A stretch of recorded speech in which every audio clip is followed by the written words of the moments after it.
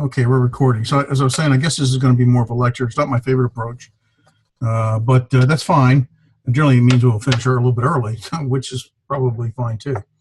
Well, we'll see. So what I'd like to do is continue as a review. So let me do a screen share. Let me get to a review of Chapter 7. And, well, pick up a review of certain items plus Chapter 7. So let me see. I'm going to do it this way. Hold on.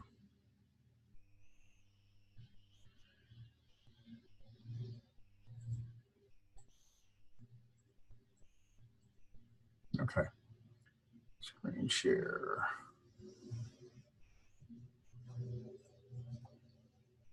There we go. Okay, hopefully you can see the screen. Just as a review, we've talked so far about the inflection of noun cases. Inflection is the form changing. And with nouns, there are really 5 cases. We call them case endings. There's the nominative, the genitive, the dative, and the accusative, and then there's the vocative. And so provided you a little color-coded scheme to sort of begin to at least recognize it. It should be much longer. You won't need any of this or care about any of this, but it's a good way to introduce, at least I think. And what we're focused on is that, of course, there's a root to every single word. In the case of logos, the log is the root, lambda, omicron, gamma. And then there's a stem to the word, and that would be loga. And as we learned in our noun rules, number 1, the stem with the omicron ending will be called a second declension. A declension is nothing more than a pattern.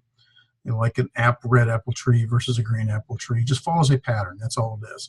So it happens that the second declension masculine has a pattern. It's different from the second declension neuter. The gender refers to not necessarily it's a grammatical category, not necessarily referring to male or female. There are cases when it may, such as pronouns and others, but generally speaking, it refers to a grammatical category. So that helps us to recognize agreement between a noun and a verb and these kind of things. So, an adjective specifically. And so the pattern for second declension masculine follows with the sigma ending for the subject, which is the nominative singular, the new ending for the accusative, which functions as the direct object in the sentence. The upsilon ending, which functions as possessive of the genitive, and then the subscript iota with the omega, or in this case the omega. The subscript iota shows us a singular, the dative, which functions as the indirect object. So logos, logu, logo, logon, and so that's the case ending with the omicron. This omega was originally the omicron, but because of lengthening, the ablaut, which is noun rule 4 or 5, I think 5. There's a lengthening, and it changes to the omega and the iota subscripts.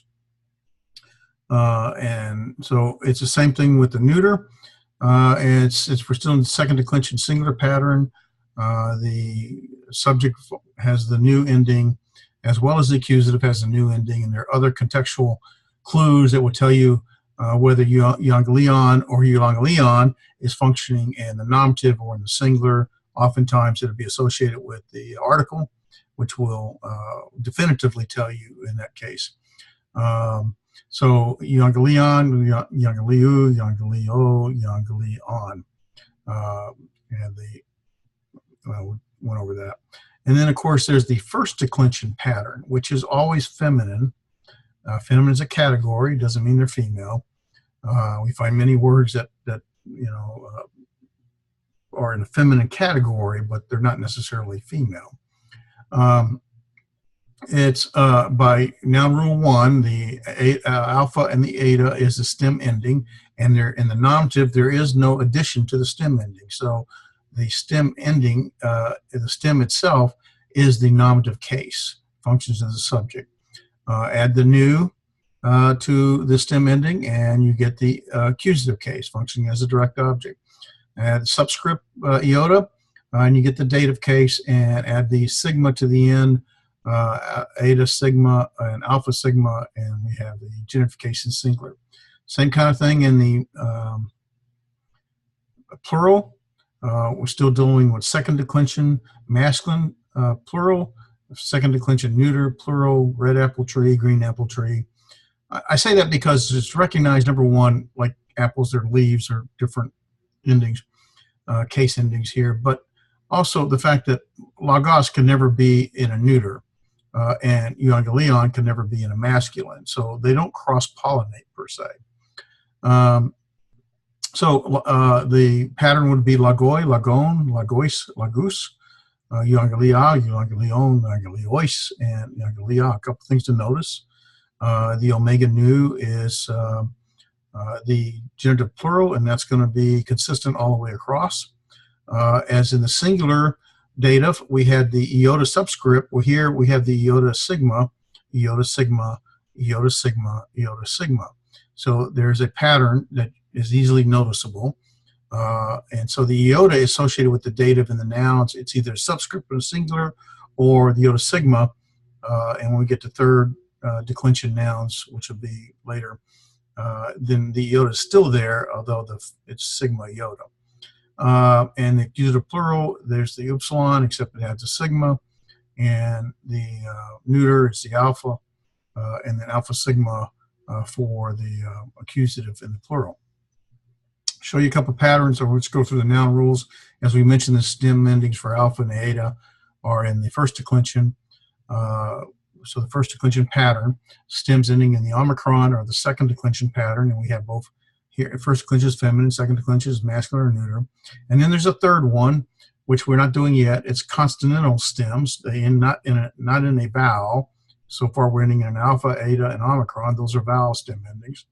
But when we have words that end in a consonantal stem, those are called third declension. So it's a completely different pattern. And so when we get to that in about 3 weeks, we'll address those.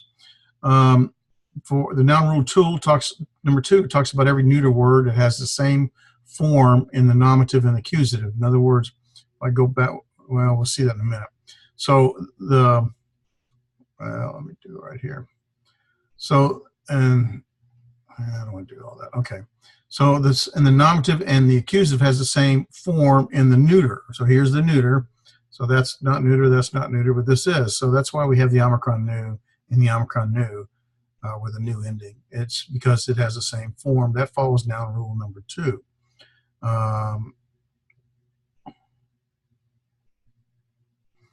And so also in noun rule number 3 is the almost all neuter words end in alpha and the nominative and the accusative plural. So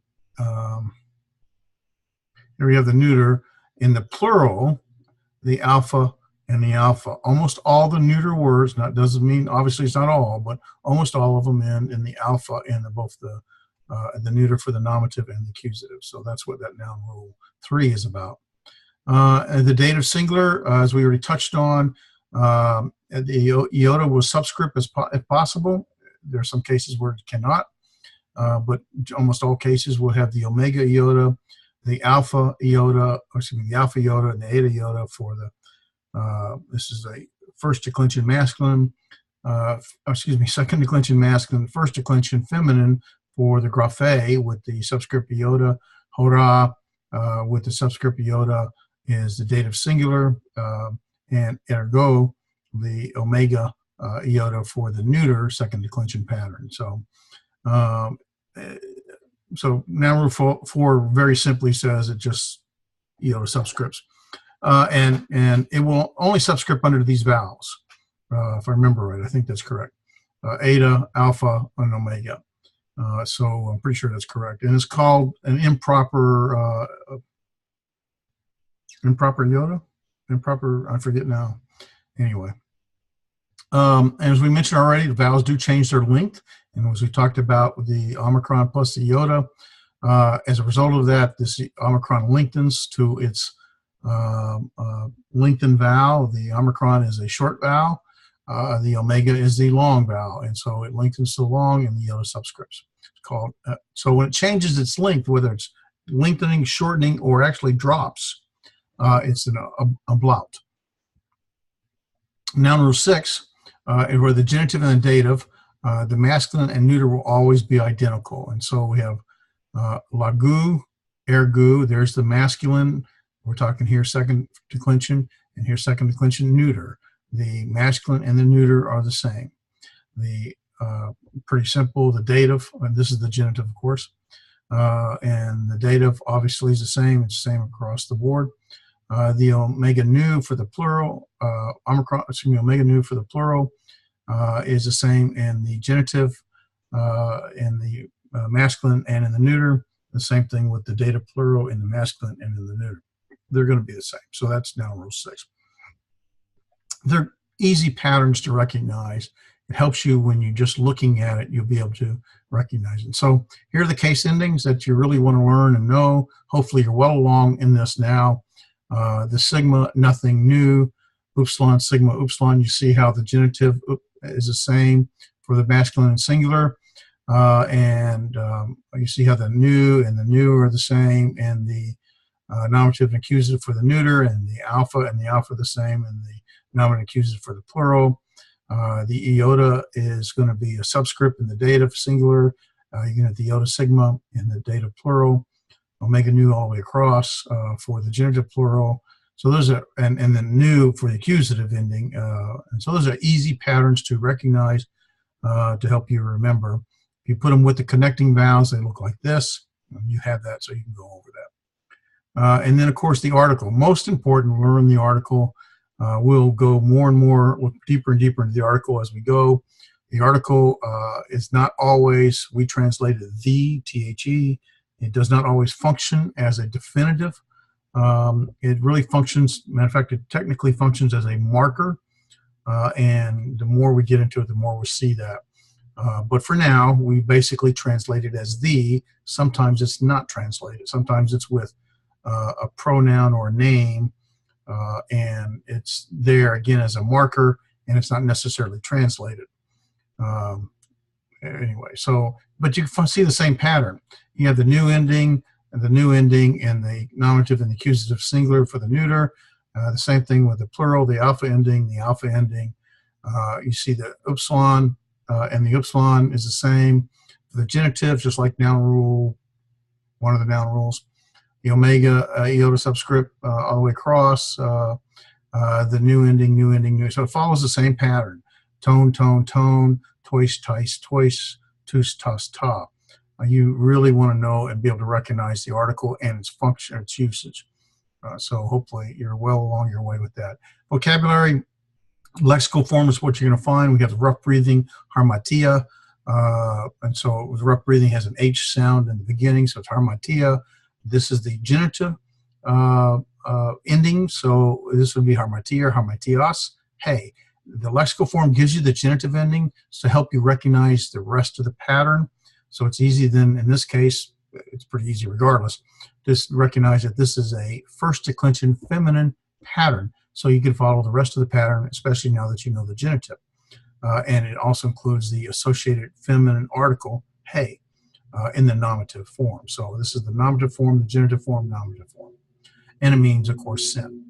Arche, arcase, hey, again, feminine with the alpha ending.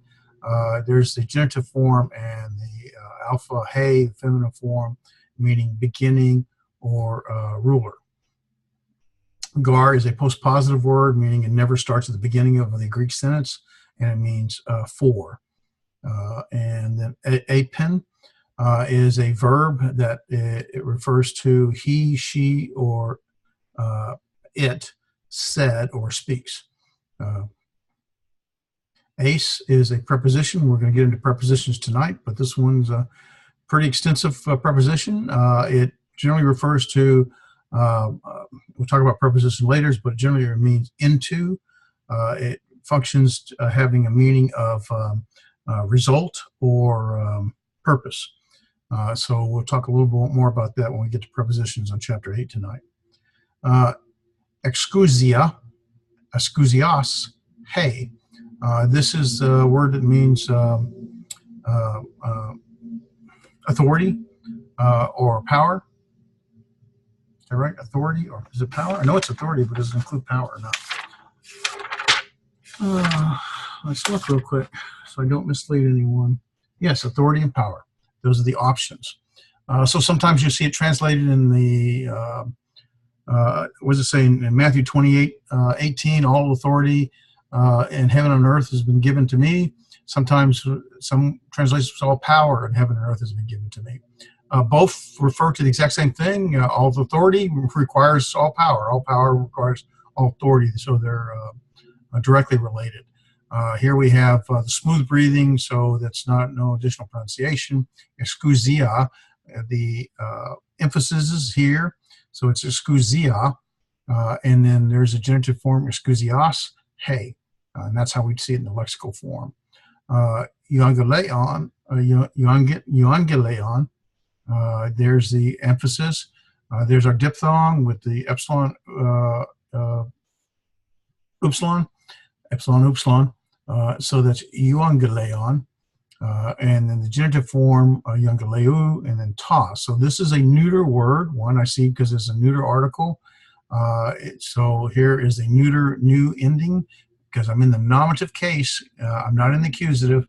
When I'm looking at the lexicon, it will put it in the nominative case if it exists. Now, there's some words that don't exist. If they don't exist in the nominative, they probably don't exist in the accusative. More likely, they're genitive. But in most cases, it's going to be here in the nominative with genitive and ta. What else that's about? Oh, and of course, that means good news or gospel. Here's Jesus, Jesus, or Jesu ha. As I said, oftentimes names, including Jesus' names, will include the article in Greek. It's a marker. Generally, we do not translate that in English, for obvious reasons. It wouldn't read well, and we wouldn't understand why it was there. The Jesus, for English, we could just say Jesus, and we recognize it as the Jesus, unless we're trying to differentiate it from another Jesus for some reason. What else do we want to say about this? There's a circumflex. That's where Jesus is where we put our accent. Jesu. This is a noun that has limited inflection. It will change to the genitive. It does not change to the dative, but it will also change to the accusative with a new ending.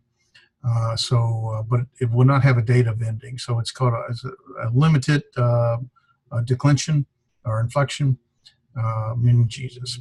Kyrios, Kyriou, ha, meaning Lord. This is obviously the nominative, second declension masculine. I have my omicron stem ending with the sigma ending, case ending for the nominative case. There's the omicron upsilon for the genitive and the omicron for the nominative article. So second declension masculine, singular neuter word here.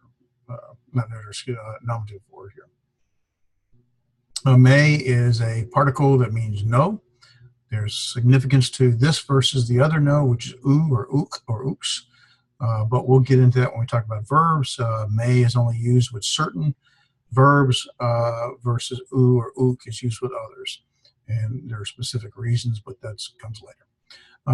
Uranos, meaning heaven. And Uranos, obviously a second declension masculine. There's my stem ending with the sigma ending for the nominative, my genitive, and then my masculine masculine nominative article ending. So Uranos is heaven or sky. Hutos, haute, there's the rough breathings. Hutos, haute, tuta. This is the masculine form, my omicron stem. There's the sigma ending. There's the feminine form with my eta, and tuta with the omicron stem ending for, so this is he, she, or it. No, I'm sorry, this is the demonstrative. I always get this mixed up. This is this, and so this is going to refer back to something. And if it's hutos, it's going to be something that's in the masculine. If it's haute, it's going to refer something back into the feminine. If it's tuta, it will refer to something. This will refer back to something that happens to be neuter. So that's where the grammar or the gender will have to agree with the word it's modifying. or the word it's replacing, really. Su is the pronoun for you. We'll get to the pronouns, I think, next week. Here's the rough breathing, huios. This means sun, and the stem ending is the omicron, so it's second declension masculine with the sigma case ending. So here's the nominative lexical form with the genitive uu, so wiu, and then the article ha. Hoste is, of course, therefore, or so, or that. Has a rough breathing with his accent, so it's hoste, therefore, so, or that. It's a particle. And I think that's it for that. So homework. Hopefully, I don't know, George, if you're doing the homework or not. I haven't seen it yet. But we'll go through it. If you have questions, if you're able to either text me or speak, then we can go through that. Because we have time, I'll go through most of this. What they're asking for is agape. Obviously, right away, I noticed that it has the iota subscript dealing with the feminine. So its case is dative, singular. Its number is singular. Its gender is going to be feminine because of the eta ending, the stem ending. Its lexical form is going to be how we look it up, and it would be agape without the subscript. Agape, the whole lexical form would be agape, comma, agapes, or the eta sigma, and then comma with the eta hey, the eta article. That would be the entire lexical form. Really, although this stage, it'd be nice if you include that so you get comfortable with it. Its inflected meaning is the meaning, of course, in the inflected case here.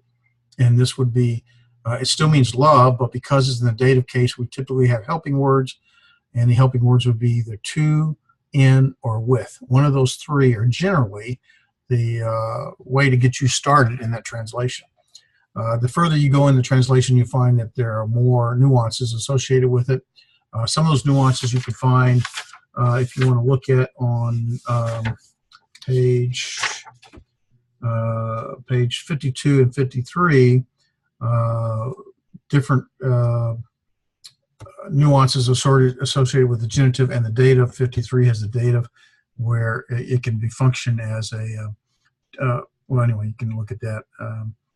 To would be like for an indirect object functioning as a typical indirect object, or can function as the dative of interest, or it's the idea of something for this purpose, or and so forth. You can look at that. I'm not requiring it at this class anyway.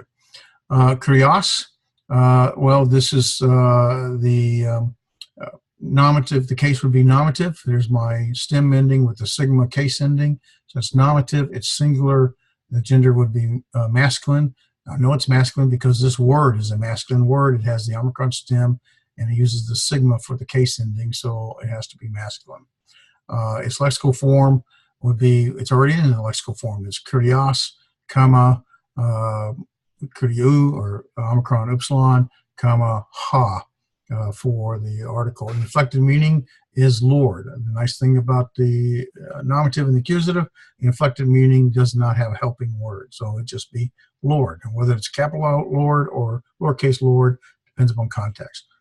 Oh, don't do that. Harmation, there's my omega nu, it's plural. The word harmatia is, well, let's finish it out. So its case is going to be genitive because the omega nu. Its number is going to be plural, and its gender is going to be feminine. I know it's feminine because it's lexical form. Sometimes you have to do the lexical form to recognize it. But in this case, we know that harmatia, with the alpha ending, is one of our vocabulary words that we just did, is a feminine ending with the alpha stem ending. And so harmatia, harmatias, or harmatias, yeah, I think that's right, with the hey, the alpha rough breathing article. Inflected meaning would be, because it's plural, it's sins with the plural sin. Tous, there's my upsilon sigma ending, so I'm accusative, accusative plural. And It is so it's accusative. It's plural. The gender is going to be masculine. It's because it's following the. This is the article, but tous is the masculine form of the accusative, and its lexical form would be ha, he, ta. I'm not writing all these out. It's a little cumbersome online to do it, but hopefully you're following it. If not, send me a note, let me know. I'm going to write some things out as we move forward. Its inflected meaning is still the. It doesn't change whether it's accusative or nominative. Anthropo, there's my iota subscript under the omega. So it's dative, it's singular. Its gender is masculine because its lexical form is anthropos with the omicron sigma. And so that omicron sigma tells me it is a masculine second declension singular word. Well, this is singular word. Masculine second declension. So anthropos, comma, anthropu, and then ha would be the article. Inflected meaning would be either to, with, or in man. Now, anthropo doesn't always mean man. It can mean humanity or human beings. So oftentimes you would give a range of meanings or senses that it implies. We use, here's my dative plural, dative plural, that's correct. So the case is going to be in the accusative. Did I say genitive? It's accusative. And the number is plural. The gender is we us. Without this upsilon would be the lexical form, and so it follows the masculine we us gender. Lexical form is we us, we you, and ha, and its inflected meaning is sons, plural. Lagu is going to be, there's my omicron upsilon, so there's the accusative in the singular. Its gender is masculine because its lexical form is logos with the omicron sigma ending, and it's logos, lagu, ha, and its inflected meaning is word.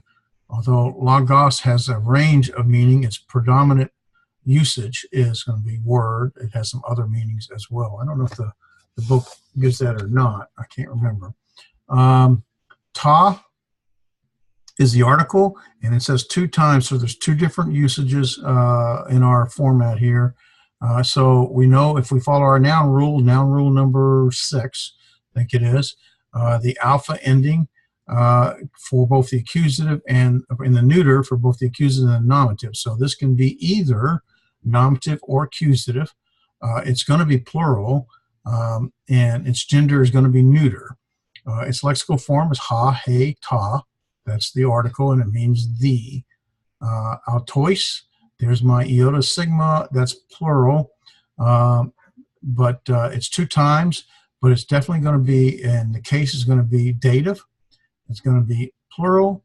Its gender is going to have 2 options. It's going to be either a masculine or a neuter, because remember the pattern, you got ois, ace, ois. So the masculine and the neuter, both in the masculine and the neuter are the same, both in the genitive and the dative. And so there's tois, and would be tois as well for the neuter. So masculine and neuter would be the gender, one of those 2. Lexical form, it would be autos, so it'd be autos, comma, autu, comma, ha. And its lexical meaning is them. Plural, ois, so he, she, it would be singular. Autos in the plural would be them. Basileos, twice, we're going to see it here as its case can be either genitive, singular, genitive singular. Get my arrow going. Genitive singular, or it can be in the accusative plural. So you can look at the well, we'll see the matrix in a minute. You see why. Its gender is going to be feminine. The alpha ending tells me that. Its lexical form would be basileia, comma, basileis, which is actually, there's the genitive form right there. And the would be a hey, with the eta rough breathing for the article. Its inflected meaning is kingdoms, plural. Well, it would be in the genitive, you have two different meanings. It'd be of kingdom, singular, or in its accusative as a plural, it would be kingdoms, plural. So you'd have two different options depending upon context, will tell you. So hopefully that makes a little sense. I don't see any notes, so comments, we'll move on. One of the things we talked about is going through what do you call the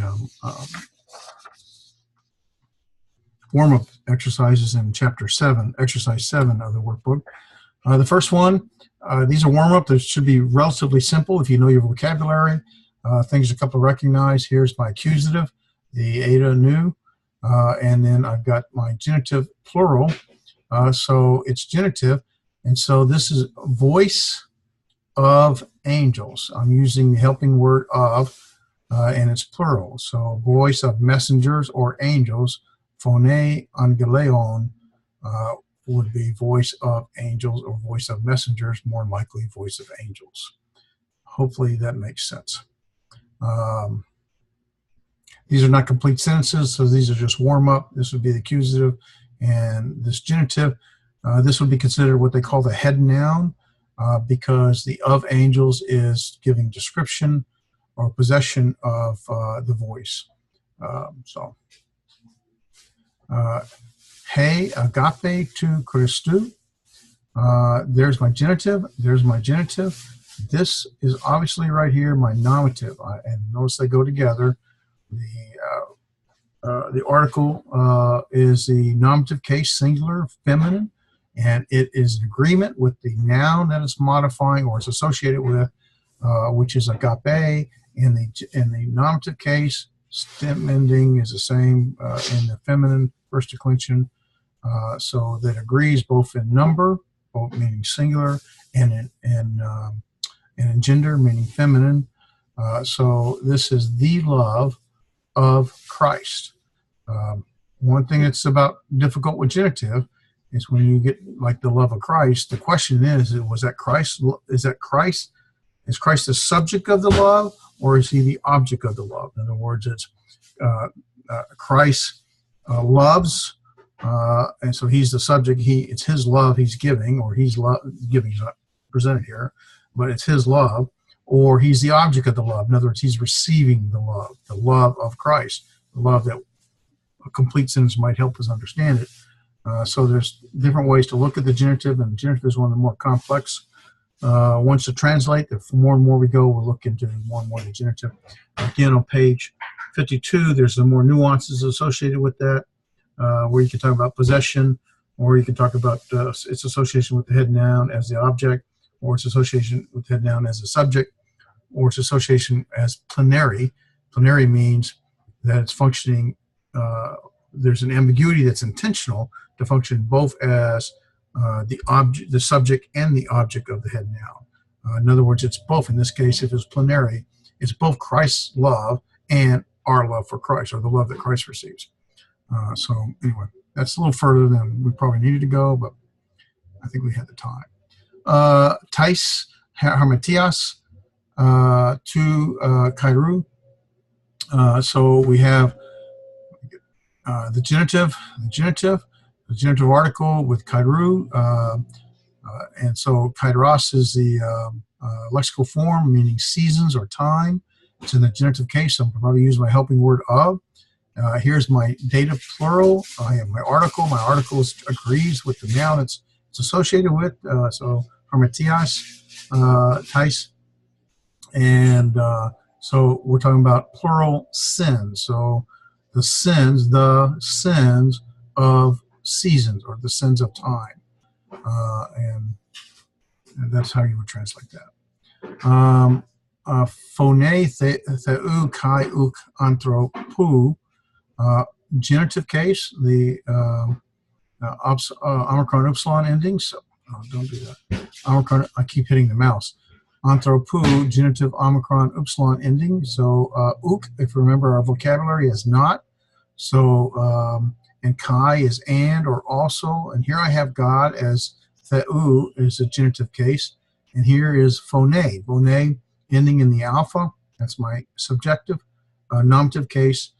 So this is the voice of God and not of man. So voice of God and not of man, or not of humanity or mankind. Any of those would be appropriate. There's a different word for man, aner, that's specific for man. Anthropos can be for man or mankind. Context would tell you, and there's a whole big thing about gender in the Bible, of course, nowadays. You have to be even politically correct with translations. So the voice of God and not of man. Ha kurios to anthropou, uranu, not anthropou, that would be heavens. This is uranu, which is, I went blank. Is that heavens? That is heavens. Yeah, the Lord of heavens. Anthropou is the name, I think. Ha kurios, there's my article. It's in the nominative singular case. It's associated with kurios. There's my stem ending with the nominative sigma, second declension masculine. So the Lord of heaven. So heaven being singular here. In the genitive case, I use the of. So the head noun is the Lord, and it's being shown possession with, or possibly shown possession of heaven. So the Lord of heaven, it says heaven.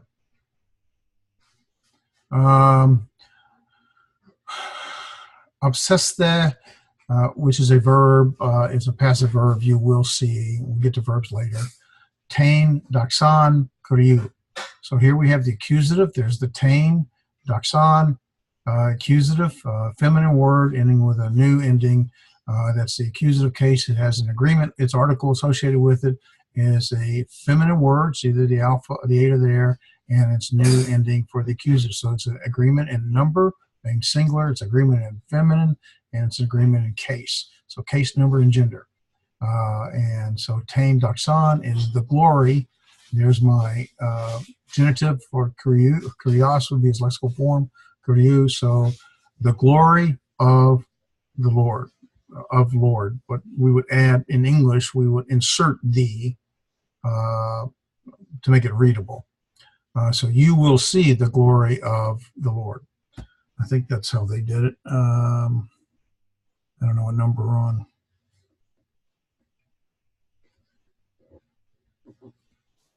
Yeah, that's exactly correct. Yeah. Apen is a third declension verb. I don't know if, I think we had this as one of the vocabulary words already, so that's why it doesn't give you the answer. Apen means he, she, or it said or speaks. So apen autois, ha Iesus. Automatically, I see the ha Iesus, which go together, and this is the nominative singular masculine form. So there's my subject, Jesus. He's the one that spoke or said, and then I got autois.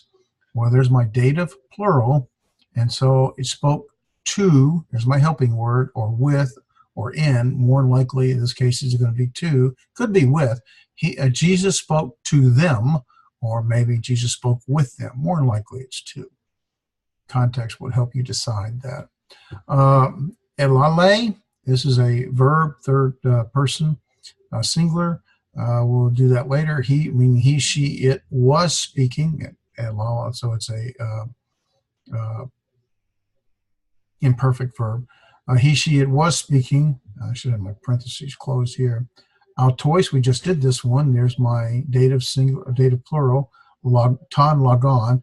Notice the article agrees with the noun it's associated with. That's how I know it's going with here. So ton is the accusative singular, logon, accusative singular, the word singular. So it was the he, she was speaking. I'm trying to see if there's no subject. So the subject is embedded in the verb. He, she, or it. Context would tell me. We're not given context here, so I don't have the answer. I'm going to assume it's he was speaking the word to them, or to them the word. So he was speaking to them the word, or he was speaking the word to them. Function dative, it's a indirect object, so to them, with them, or in them. To is probably more appropriate. Tein agape, to theou, uk ekete. There's the verb ekete. Either, we'll get to verbs later, either a third person, second person plural, or it's an imperative verb. Context has to tell you that. This is probably imperative because it's location. You have, and so I don't have another subject here. Nothing's in the nominative case. This is in the accusative case. That's the accusative case. That's a genitive case. That's a particle. So the verb is embedded, or the subject is embedded in the verb, and the subject is you. You have, our accusative. What do you have? You have the love of God. Tein agapein.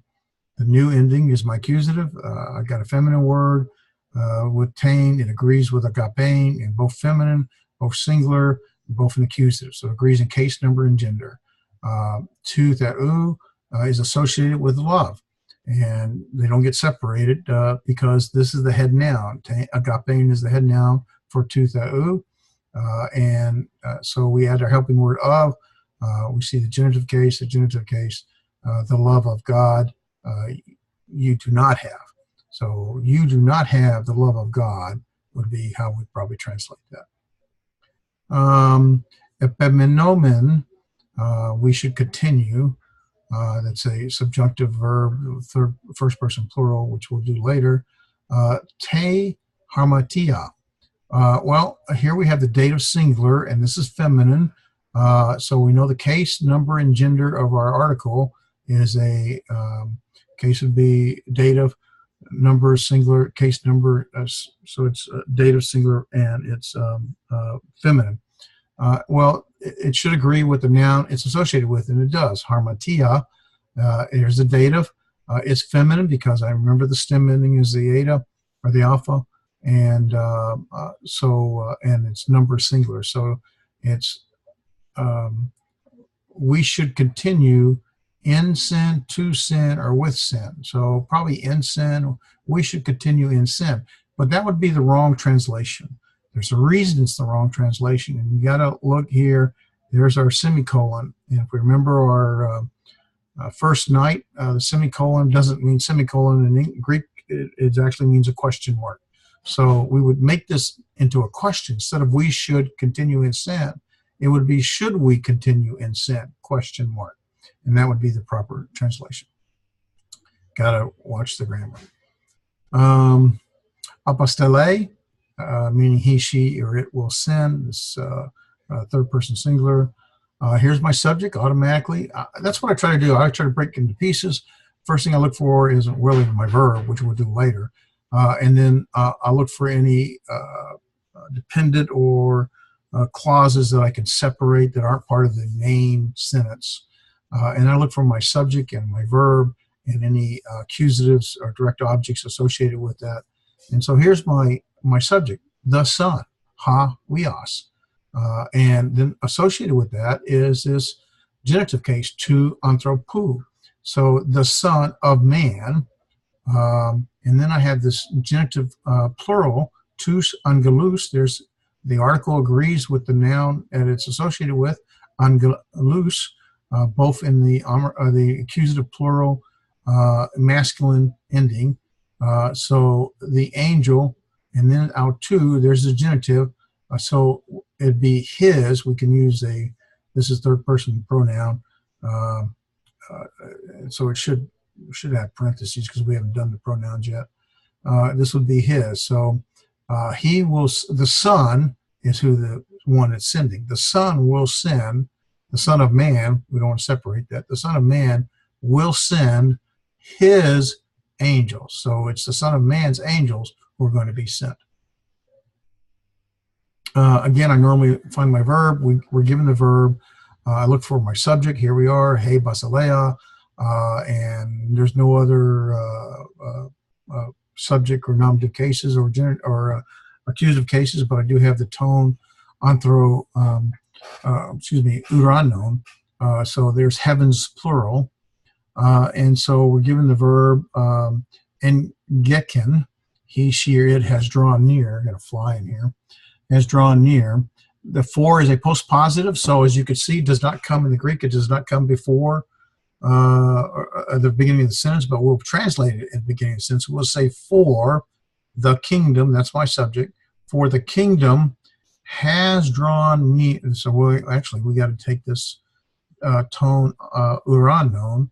The kingdom of heavens, for the kingdom of heavens has drawn near. Postpositive goes first, subject associated with the subject, the head noun is basileia, tone, uranon, there's my genitive plural, and uranos is the masculine, so this is going to be a masculine. So this is for the kingdom of heavens has drawn near. Yeah, that's right. I'm trying to remember if uranos is the lexical form or not. I don't really remember. I'm no different. I have to look things up as well. Let's see if I find vocabulary for uranos very soon. Yeah, it is genitive. It is masculine. Okay, so just double checking. Ipestusen, meaning he, she, it believed, third person singular, he, she, or it believed. Ha anthropos, there's my nominative form with the article aligned with the word. It's associated anthropos, nominative sigma ending. So it's a masculine, nominative masculine singular. To logoi. So I've got the man or mankind, mankind, more like, and then I got to logo in the dative singular. To agrees with the logo, and so this would be to the word, with the word, or in the word. So it'd be the man believed in the word or with the word. So something of that nature. This is a direct indirect object functioning. Really, it's indirect object is functioning as the object because you have the man believe. That's my verb. In the word. So in the word actually functions as the object. It happens. Gnoriste, he, she, it, or it might be made known. Noon is a particle, a postpositive. I think it's postpositive, meaning now or already. Tais, archais, kai, tais, excusias. Excusiais, yeah. So we'll, I don't have any nominative words here. This is the dative plural, and as opposed to the connective and, or also, but generally and is our go-to. Tais, there's a dative plural, excusiais, dative plural, there's my verb, so there's no nominative subject given, but it's embedded in the verb. So it's either going to be he, she, or it might be made known. So we'll probably start with now. He, she might be made known to the rulers and probably the ones in power, the authorities, probably a better translation. So now he, she might be made known to the rulers and to the authorities. Probably the easiest translation.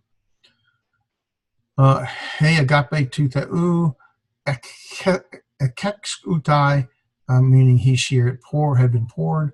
Entais kardeas hemon. Hemon means are. So there I'm given automatically. I see there's my subject. So it's easy to find the subject. I've given my verb. The tu theou's genitive, it's associated with its head noun, agape. So we have the love of God. That's my subject. And here's my verb. The love of God has been poured. And we have, we're going to do prepositions tonight. Here's a preposition.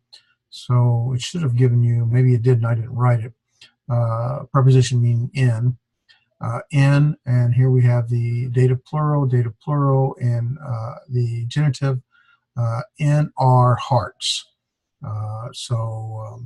This would be the love of God has been poured in our hearts. We won't translate in this case this article here. It would be redundant for us. It's actually a marker. So arche to euangeliou Iesu Christou, and then add it to that in some manuscripts, we theou. So the we theou is genitive, Christou is genitive, Iesu is genitive, euangeliou is genitive, to is genitive, arche is my nominative. And so there's no verb here. So we have probably arche can mean ruler or beginning, more likely. This is the beginning. We probably add the to make smooth the English out. Rough translation would be beginning of the good news or the gospel of Jesus Christ, the Son of God.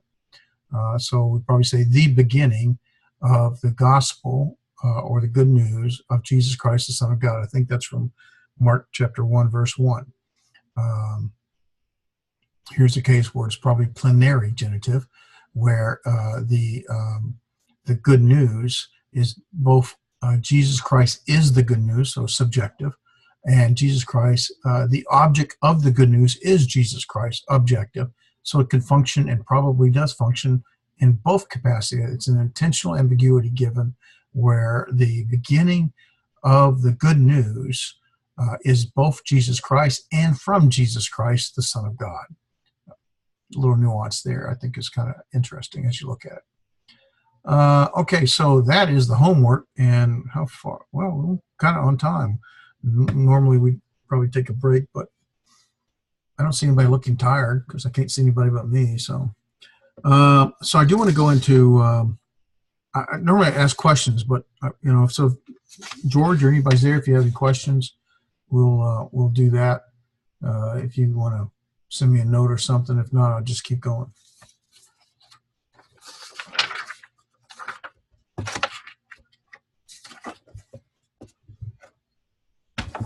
Okay, we'll go to chapter 8. Chapter 8 starts with, it covers prepositions and the verb eİmī. I gave you a handout on prepositions. We'll look at that here momentarily. I may come back to the exegetical insight in a moment. They give you a section on the English preposition and how it functions. It's a word that indicates a relationship between two words, generally spatial relationship. The book is under the table. Under describes the relationship between book and table, and it gives you a spatial locative where it's at. Historically, in Greek, the preposition, let's see if I can get this right and remember it. I may just read it. I don't know how deep I want to go with this. Historically, the prepositions function more like adverbs to give a more definitive meaning of the cases. That fly is going to bug me to death, and I'm on camera too. To give a more definitive meaning with regard to the cases it's associated with. Lots of questions whether or not, well, I don't want to go that far. Well, let me just move forward from here. So when we look at prepositions, there are, let me just actually do prepositions. It's easier when I'm actually doing them. Okay, this is the object of the preposition, the circle. So there's a preposition, and it's associated with an object or the word that is, some people view as governing the object. Others, the object determines or governs a preposition. Big debate. I think originally, historically, in the classical Greek, the object governed the preposition because there were cases before there were prepositions. And then more in Koine Greek, it is in fact a preposition that determines which object is used. And we'll see that in a moment. So this is the object. This is what the preposition is modifying or governing, let's say. That's a better choice, I think. And so we have this circle as our object, and there are some prepositions that have only one, I don't say meaning, but function only with one. Prepositions do not have cases to them, okay? But they're associated with the object of a certain case. So, for example, ace is only associated with objects in the accusative case. And ace is generally meaning into, but as you can see, it also talks about where into, you see it's going into the object or referring into, or toward the object, or in, or so that, or for, against, our various other translations. Its primary is into because it has this sort of emotion attached to it, going toward or into the object. Where in is the dative. We've had in and ace as one of our vocabulary words. In the dative, its object will always be dative, and it means generally in. And you see there's no motion to it. It's actually in the object, in the swimming pool, in the house. It's in. There's no motion to it, versus going into the house or diving into the swimming pool. That would be the general difference between them. There's lots of overlap between prepositions, especially prepositions like ace and in. And that's predominantly because its usage is so great that it has anything with a high usage is going to have a lot of not variability, but nuances or variety, and there'll be lots of overlap over time. And just like all languages, they evolve. Ace over time began to overtake in its usage, and so that's why sometimes ace is actually translated in, and it has overlap with in being English in. So anyway, here's the thing I want to get across. Some prepositions, all prepositions, number one, do not decline. Pros is always pros. Ace is always ace. In is always in. There's no pros is not in the accusative. Pros is not in the nominative. Pros is not in the genitive. It's not in the dative. It works with or governs words that are in the accusative, objects that are in the accusative. Ace with objects that are in the accusative. In with objects that are in the dative. Apa with objects that are in the genitive. And you can see it has a sense of motion. Well, I didn't mean to do that. Let me back up. Sense of motion going away from or from. X, as always, has functions with only one case ending, or governs one case ending in the genitive. From, out of, or because of. And you see there's some overlap being out of, also overlap with from, on, apo, and the genitive being away from or from. Some overlap here. And then there's some with motion being upwards, ana, with the accusative, being up, motion upwards, or in the midst of, or among, but it's generally up as in motion. So the point is that these prepositions, ana, pros, ace, in, apa, ek, only function with or govern one case. Ek with the genitive, apa with the genitive, in with the dative, ace and the pros with the accusative, ace and the accusative, and ana and the accusative. Okay, but there are prepositions, especially prepositions that have been around for even longer periods of time, that function with multiple, or that governs multiple case endings. For example, there are some that actually govern with two case endings. Hupa can govern a object in the genitive, and in that case it means by or through. But if hupa is functioning or governing a word in the accusative, it has a different meaning.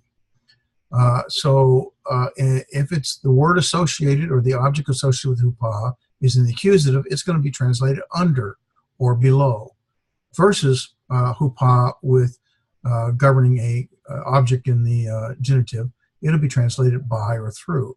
So the word it's governing determines the translation of hupa.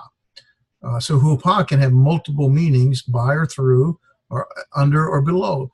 What differentiates it is the word it's governing. If it's that case, the object is in the genitive, it's going to be by or through. If in the accusative, be under or below. We'll see these as we go, but I'm trying to make sure we sort of break this out simply. It's also a preposition of motion. As you can see, it's under or below. There's a little more complexities associated with this. I think I might touch on it in a minute. Because it's not always motion. For example, ace is not always a motion, nor is in, well, and is not, excuse me. Pros, for example, to, toward, it's motion, but with is not a motion, not a direction. And there's a reason for that, and I'll touch on that a little bit, but let me finish this. Okay, that fly is going to kill me. I'm going to kill that. Kata is a preposition that also has two different cases it can govern, genitive case or the accusative case. In the genitive case, kata has a meaning down from or throughout. And you can see there's some overlap with kata and from with ek or apa, but you won't find it too much. Down from is probably, you can see the motion. Actually, excuse me, apa does not have motion. That's associated with this static line here. This downward line is associated with kata, meaning down from or throughout or from. Kata, where it governs a object in the accusative case, is going to be in accordance with, along, at, during for the purpose of, with respect to, a wide range of translations that you can use with that.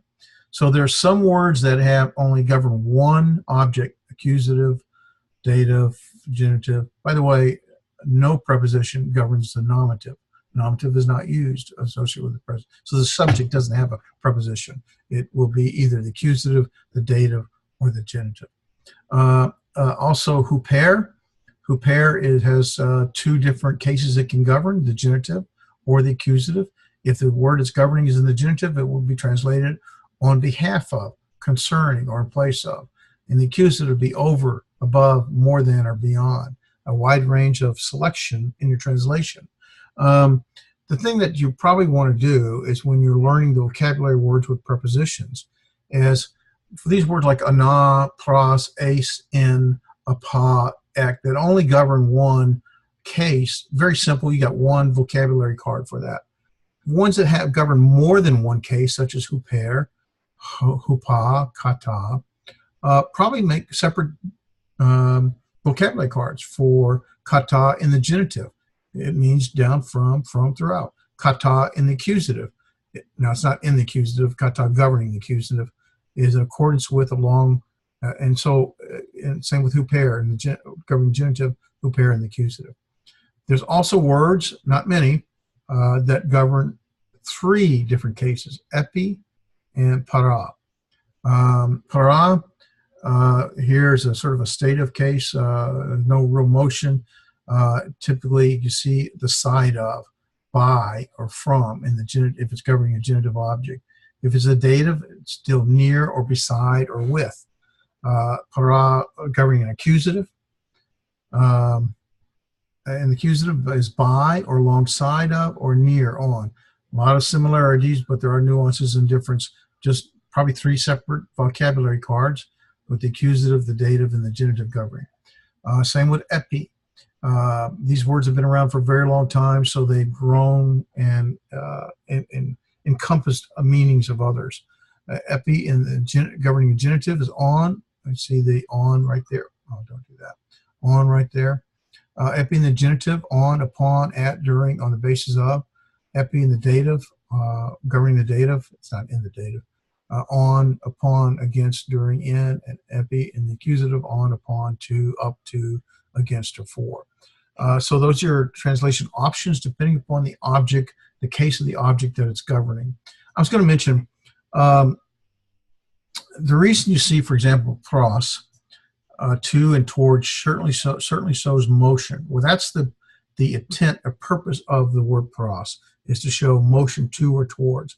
However, when the preposition is associated with a verb that has motion, no problem. Like to go to, to come to, or towards. Well, that the verb and the preposition are agreement in that case. But if the verb is something that's more stative, I'm trying to think of an example. I read it not long ago, but I can't remember now, where the verb is not in motion, but a state of like is, there's no motion associated with is, then oftentimes the word will be, that's when the motion is overridden by the verb, and so it would be with. So there are ways to learn. I think that might actually, some of that might be in, let me look if that's in the, no, they do not include an exegetical or an advanced section for that. So I won't go too deep with it. But generally speaking, you see there's motion. This is a more stative, there's no motion with it, but it's with, if it's with a verb that has motion, then it might take a, well, I don't think we have any here, but it's possible it could take a more motion translation, probably not within. Anyway, this sort of gives you a view. This is the object. Here's how the prepositions function.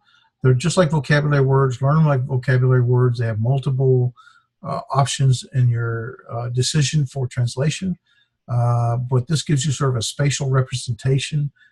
For me, it helps me to sort of memorize or to remember how it functions and how I would translate it, type of thing. I'm trying to see if I got a little time, matter of fact. If we go to the beginning of chapter 8, if I remember right, Craig Bloomberg writes this, and he writes from 1 Corinthians 5, verse 5 in the NIV translation, hand this man over to Satan so that the sinful nature may be destroyed and his spirit saved on the day of the Lord. And he talks about how, well, where's the section I'm looking for? Okay, the second paragraph. In understanding the preposition ace can shed some light on this verse. The NIV reads as if it were two equally balanced purposes. So here we see ace has motion, and it's really showing purpose. Ace can typically shows purpose or result. Its purpose is to go into, toward, in, or its result is against or for. For is an often used translation. Purpose or result. Ace can denote either purpose or result. And then in the 1 Corinthians 5, verse 5, it also uses the, not particle, the connection, hina, meaning since that, or in order that. It says far commonly denotes purpose. So normally it does, in order that is purpose. So it seems like Paul deliberately changes the language, pointing to purpose in rehabilitating discipline is entirely rehabilitative, even if one results of his action temporarily exclusion or ostracism of the rebellious sinner. I wanted to show you, let me see if I can show you that. Let me share this. I apologize if this is, let's see. Okay, so you should be able to see, let me see if I can blow that up. I might close some of these other things.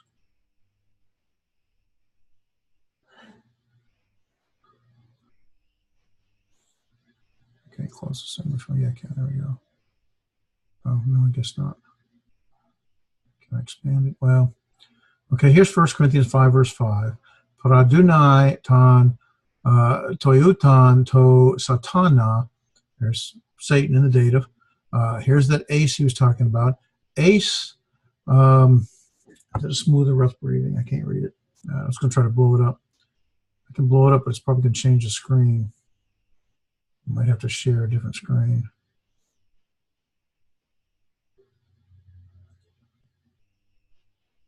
Oh, no, it's still the same screen. Okay.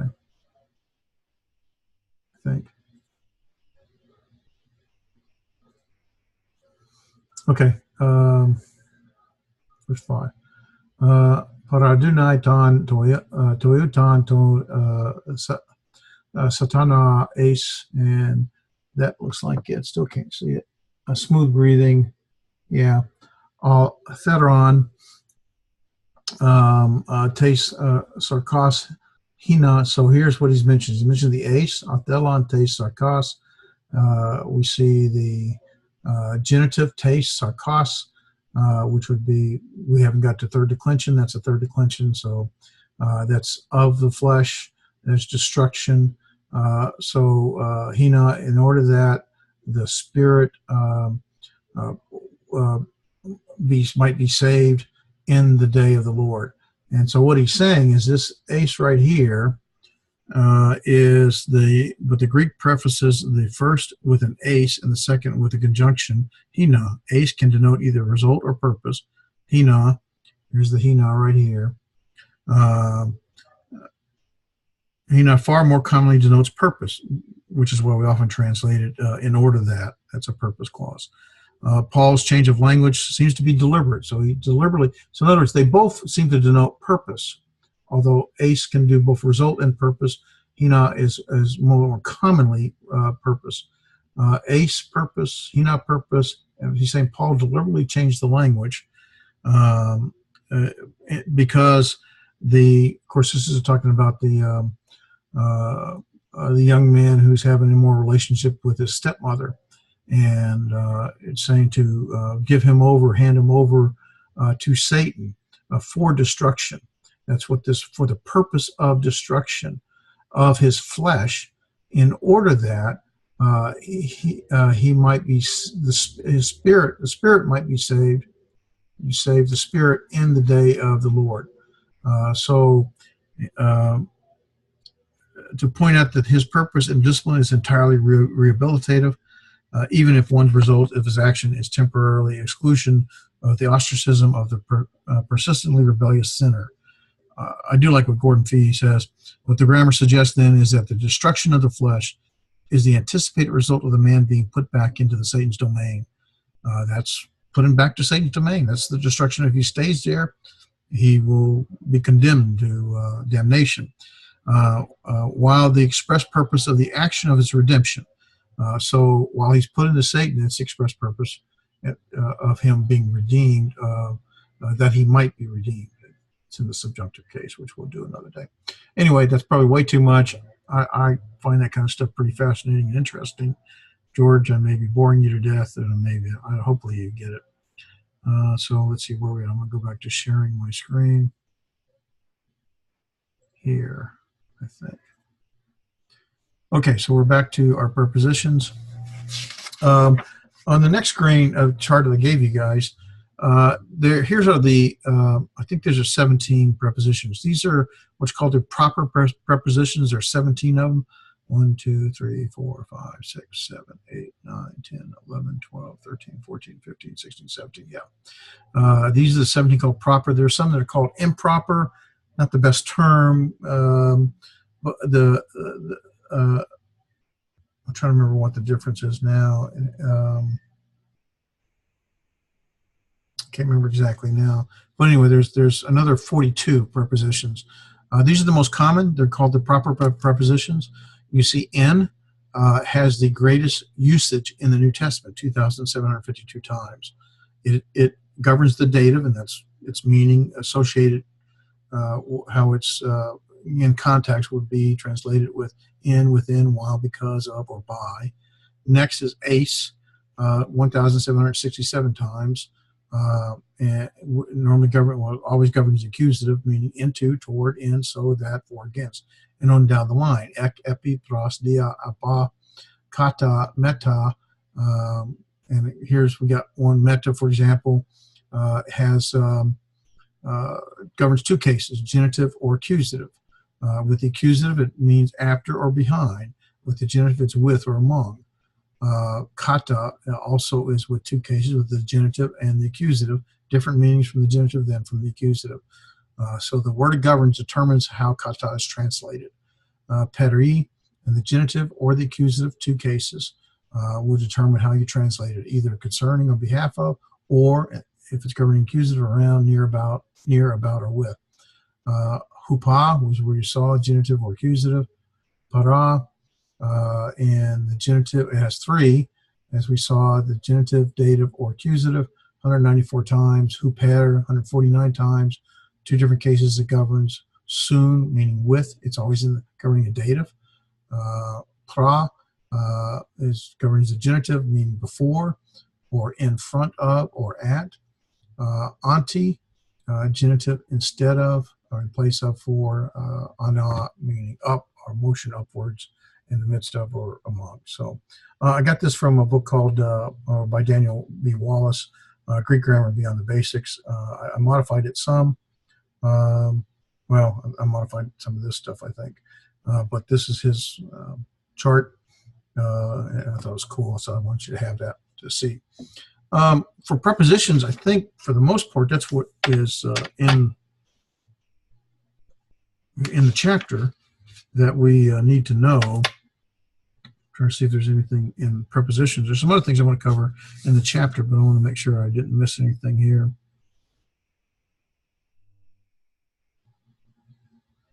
Okay, it mentions on page 57 on 8.5 keywords, and it talks about earlier in the genitive, for example, we learned the key word of, where you're finding a noun in the genitive use of, or a noun in the dative we use to, with, or in.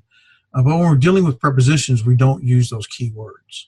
The preposition governs that, and the keyword is not necessary. So you don't have to, and I give you the example, for example, ha logos to theou means the word of God.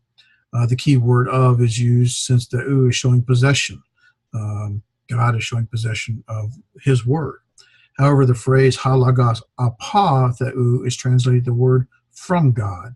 What happens is the preposition begins to make, because it begins to make it more specific.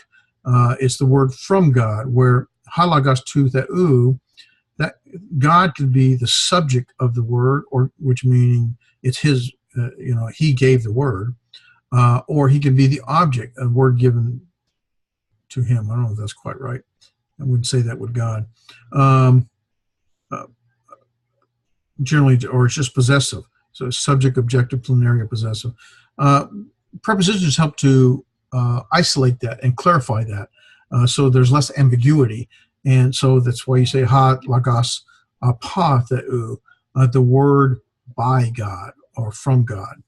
Apa is a preposition meaning from and takes the object in its genitive. You would not say the word from of God. So we don't need the helping words when we're dealing with the prepositions and its object. And so that's what that's talking about. Also, we mentioned 8.6 talks about that the preposition is not inflected. They don't change its form. It's always the same no matter what. There is a change to it. It's called an elision. Look in the second paragraph of 8.6. We already talked about elision before when we were doing some, I think it was prepositions. It was ook. And there's another word, it might have been de. But anyway, you see that has an elision where, like meta, before when it precedes it ends in an alpha, it ends in a vowel, and when a word comes after it, when it precedes a word that begins in a vowel, well, the Greeks don't want to pronounce meta auton, so they would drop the vowel met auton, and they would almost say it almost as if one word, met auton. It's like an apostrophe s for us, similar to that. That's showing possession, but that's, but it functions similar. When a preposition ends in a vowel and the following word begins with a vowel and a rough breathing, the consonant before the vowel and the preposition also changes. So in other words, I got meta hemon. Well, hemon starts with a vowel and a rough breathing. So not only does the alpha drop from meta, but the theta changes, or the tau changes to a theta. So you get meth hemon. It's pouring down rain up there. No, sorry. There's somebody working outside, so I was just checking. So you get, instead of meta hemon, it's meth hemon. The tau changes to a theta, as well as that alpha drops. That's just a nuance. You'll see that. And so sometimes we've seen some of the vocabulary words where it shows you the word like ook, and then you have ooks and something else. I can't remember now. See if I can find one real quick.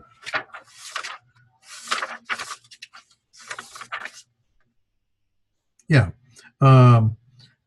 Because I was starting with the oo, it means not, omicron upsilon.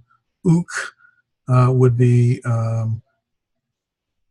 so oo is used when the following word is with a consonant oo Dunate. Ook is used when the next word begins with a vowel, smooth breathing, and ooks with a xi is used with the next word begins with a vowel and rough breathing. It's just the way the phonetics or phonics works, that in every language is different with regard to how they want to pronounce or sound words out. Some languages don't want to sound certain words with a different aspirated or a different letter or sound, and so they would change it so they can speak it more fluently. Anyway, let's see what else some prepositions that I wanted to say. Okay, prepositions do function as a clause. When you do translations, one of the things I always look for, and one of the first things I do is look for the preposition and the prepositional phrase. You got the preposition and its head, it's a word, it's the noun it's governing, and there may be other associated words with it. In the genitive, for example, maybe for the love of God. Well, for is a preposition, love would be the word it's governing, but of God is associated with love. And so that would be the prepositional phrase. And so I mark that off. Especially when you get long sentences, once you start to break the clauses down, then you can isolate then and function and find the verb and find the subject and the direct object, and that makes your translation simpler. It may look complex when you first see it, but once you start to break the sentence into pieces, it becomes a lot simpler or more visible.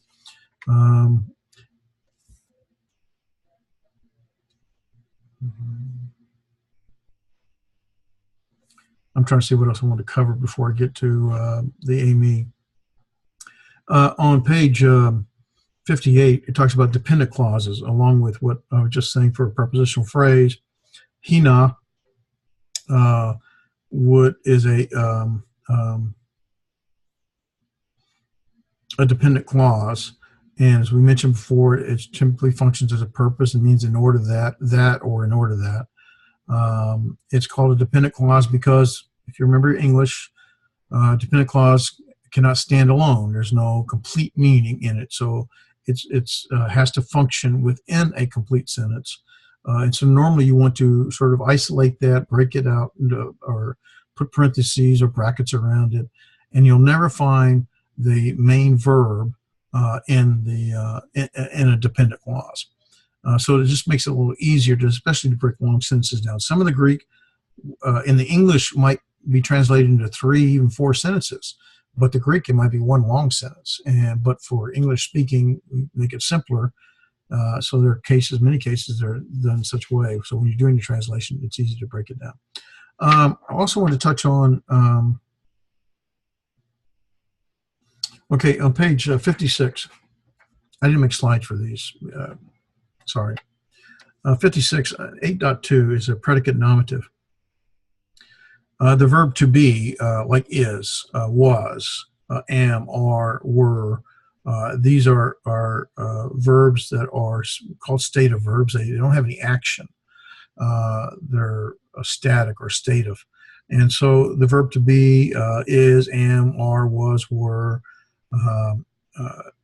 You have the nominative subject, but there cannot be a direct object with it. You cannot be, I is hungry. And that doesn't work. So there's oftentimes another nominative form. The teacher is I is the example they use. Well, teacher is in the subject, and so I is also the subject. It's a pronoun. And so the subject I is not receiving action from the verb because the verb doesn't provide any action. So it's called a predicate nominative. It's a predicate because the verb, anything from the verb and afterwards is all considered the predicate in the sentence. So the nominative is the subject. When you get to the verb and anything that comes after the verb, that's the predicate. And so it's a predicate nominative because it's not a direct object, it's functioning a nominative.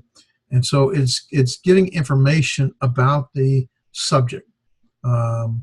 It's predicating, that's why it's called predicate, something about the subject. We'll see those as we go, and that hopefully might make sense a little more. Now the eİmī verb. I didn't do any slides here. I wish I did now. Go to page 59. The one thing in 8.11 talks about in verbal grammar, we're going to do verbs beginning in chapter 15, English verbs, and then Greek verbs. Chapter 16 will be the present active indicative verbs. Verbs embed with it that's person and number. Person being, like nouns have case endings, verbs have personal endings. Let me go back to this slide and just hold on. You can see it. I guess I'm still sharing this. Yeah, okay, to any one of these slides, I know the singular ones. Okay, these are nouns and case endings, but verbs do some same things. They have a root, they'll have a stem, and then they have not case endings, but they'll have personal endings. The personal endings will tell you whether or not, tell you what person, first, second, or third person is speaking. Is it I am speaking, you are speaking, you singular, or he, she, or it is speaking, or plural, we are speaking, or you, plural, are speaking, or they, plural, are speaking. So it has person and number, singular and plural. So they don't have case endings, but you'll have a verb. This is not a verb, it's a noun. You'll have a verb, and like eİmί, and then you'll have a first person, second person, third person, singular, and then a first person, second person, third person, plural. So they have personal endings, and embedded in the verb can be the subject, first person, second person, third person, singular, first person, plural, second person, plural, third person, plural, depending upon I'm pointing at it with my finger, that doesn't work. Depending upon, so similar to this, but not declensions, personal endings, they have different meanings. So when we get to verbs, we'll spend more time on that, and you'll see it. We have eİmί as one of the verbs before, I thought. I don't remember. Did we have eİmί already? Maybe we didn't. If we did, I was going to go to it in that chapter. I could pull it up, and then I can write with it. Let's see, we have it in chapter 6.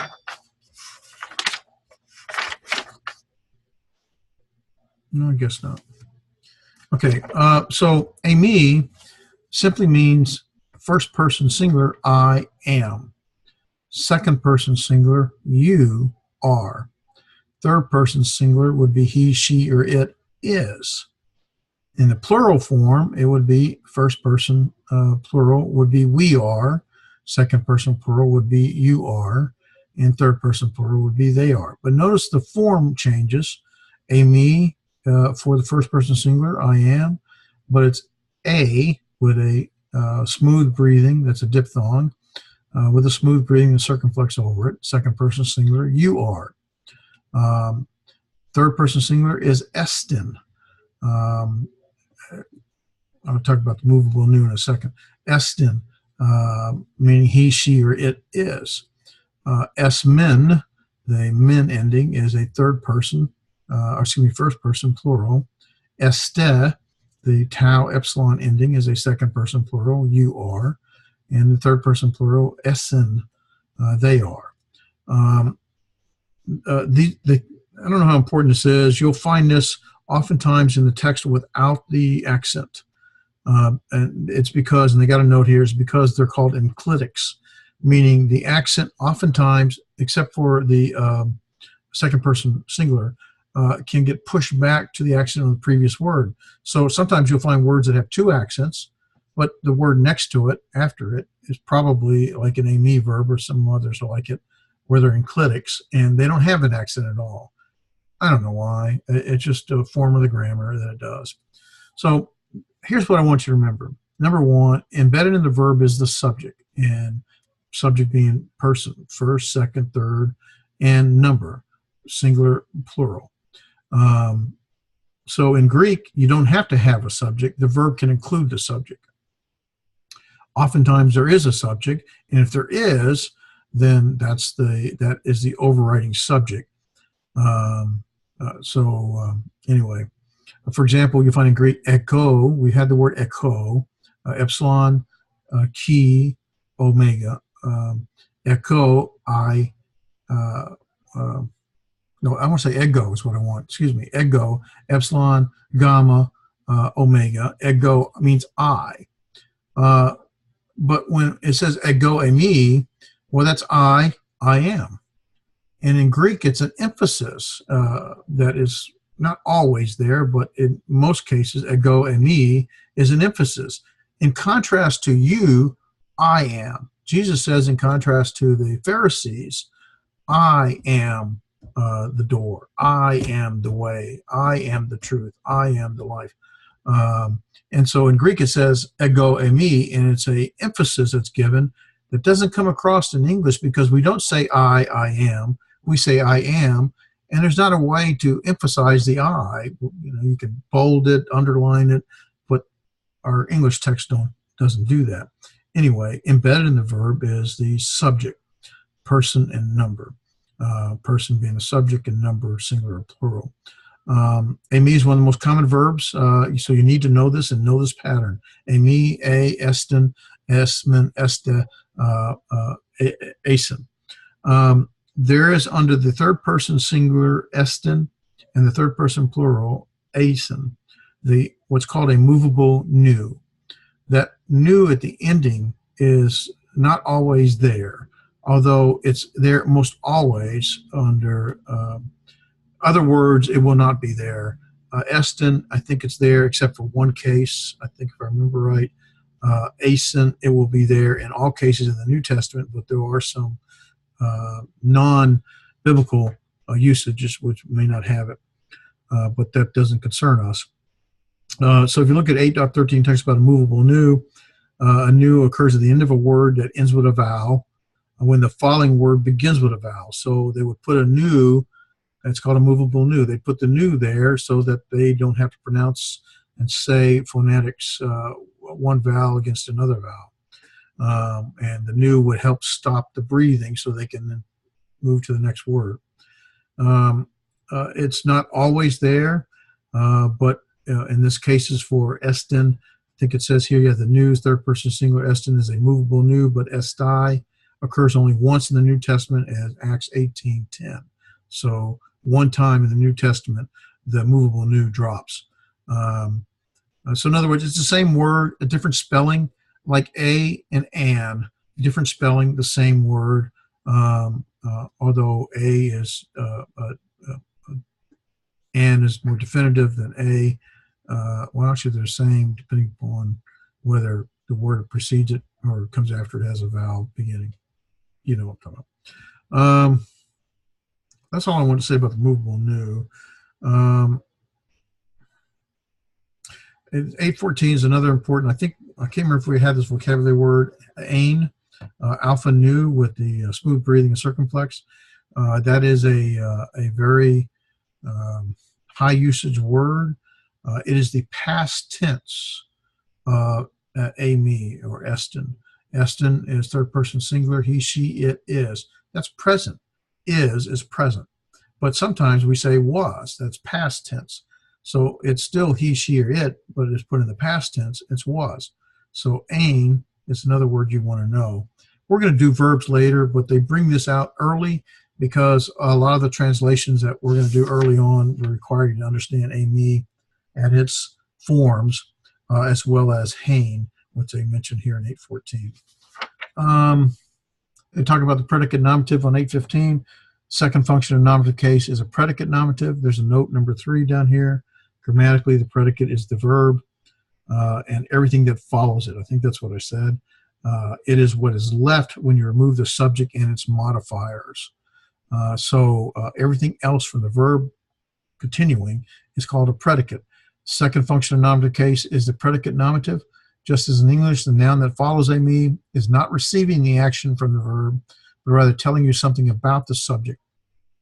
Therefore, the word is in the nominative case. I don't know what curios means, Lord. Oh, the example they give below that, theos estin kurios. We actually had already had the vocabulary word. And I don't know why they had to explain it to you. God is Lord. Well, they're both in the nominative case. So kurios is called the predicate nominative. Theos is the nominative. Estin is the verb. It was a third person singular. He, she, or it is. And so the he is God. God is Lord. Notice that this sentence, both first and last words of nominative context should make it clear which is the subject and which is the predicate. There are actually rules for that, and we're going to actually get into that later. Note 5 says the sentence would actually be written, Kurios estin ha theos. Yeah, there's the rule. Ha theos is going to tell you the subject. Kurios does not have the article. It's still in the nominative case, but because it does not have the article, it is the predicate nominative. A prime example is in, I want to show you, because we have time and it's fun to me, hopefully to you too. I want to share back something and show you. Let's see, here we go. And we'll go to John 1:1. John 1:1. Okay, I hope you can see this. I really hope so. NRK hein halagos kai halagos hein proston theon. We'll stop there. So here we have kai halagos. Let me see if I can highlight it. Yeah. And the word was, there's that hein that we talked about just a moment ago.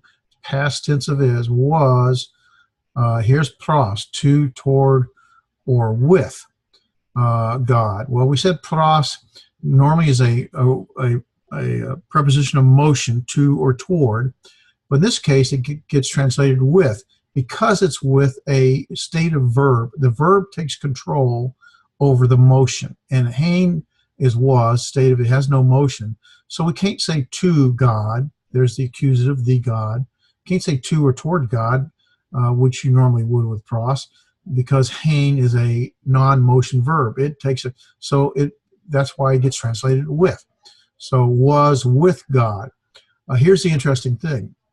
Ha lagos. Oh, that's not where I want to go. Okay, I want to go here. Well, we'll do it. We'll finish here. Okay, so here we have the subject, ha lagos, the verb was. Here's our prepositional phrase, with God. So the whole prepositional phrase is functioning as the direct object, as pros ton theon. Here's where I want to go. And kai theos hein logos. Theos hein ha logos. What was it? 660? Yeah. Okay, so theos hein ha logos. My arrow back. Here we go. So there's my nominative case. There's my nominative case. Ha logos has the article, and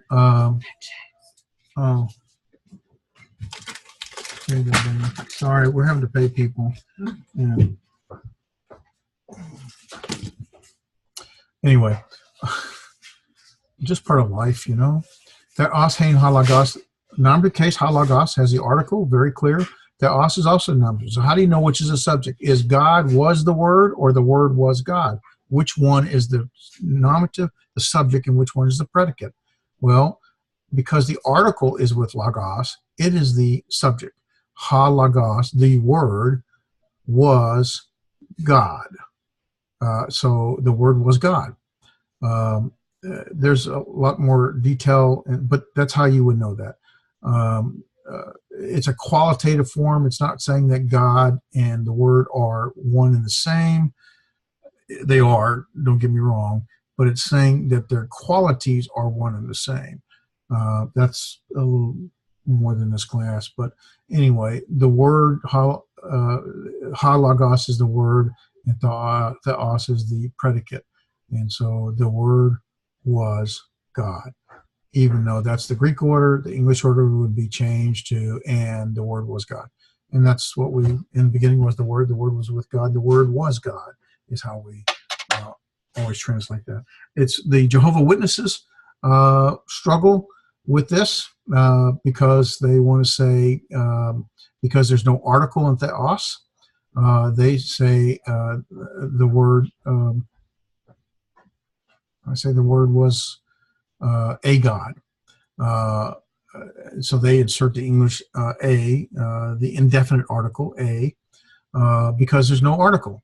Well, that's a mistranslation and misunderstanding of the grammar. There's a specific grammatical form that this follows that we just discussed. So they want to say the word was a God, and the reality is the word was the God. The word was God. So anyway, I find it fascinating. I don't know if you do. George, hopefully you do. Or I just bore you to death, but oh well. Let's see, I think, let me go to share screen, back to here. Okay, so, because I want to get to the end here, I think we'll finish up in just a few moments here. What else do we want to cover from chapter 8? eἰμί. Hopefully that makes sense to you. We're going to get into chapter 15 on verbs, and then we'll get much more clarity with that.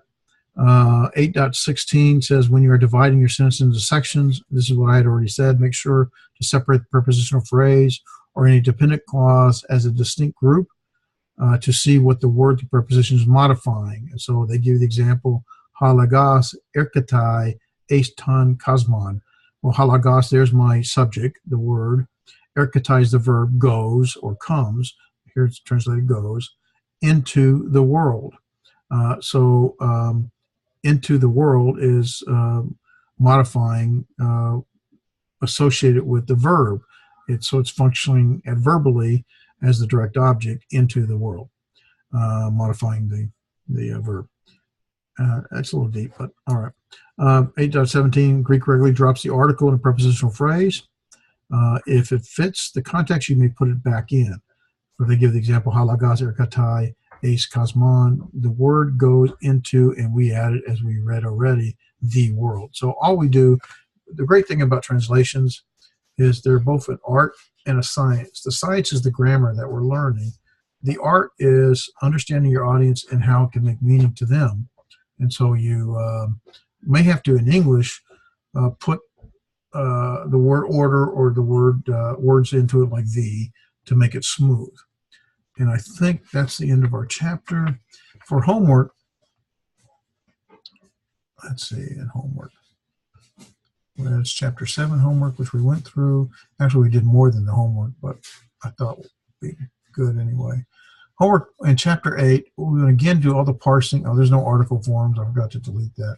Do all the parsing that's in chapter 8, and then do all the warm-up. They're pretty basic and simple. And then do the even number translations. And go ahead and read chapter 9. Chapter 9 will be adjectives. Once we learn adjectives, we'll see how that functions. It's pretty interesting. It's pretty exciting. I think it's exciting. So we'll see how adjectives functions, much like English, but it's very significant in that the adjective will have to agree with the noun it's modifying. The adjective can also function in a subjectival way.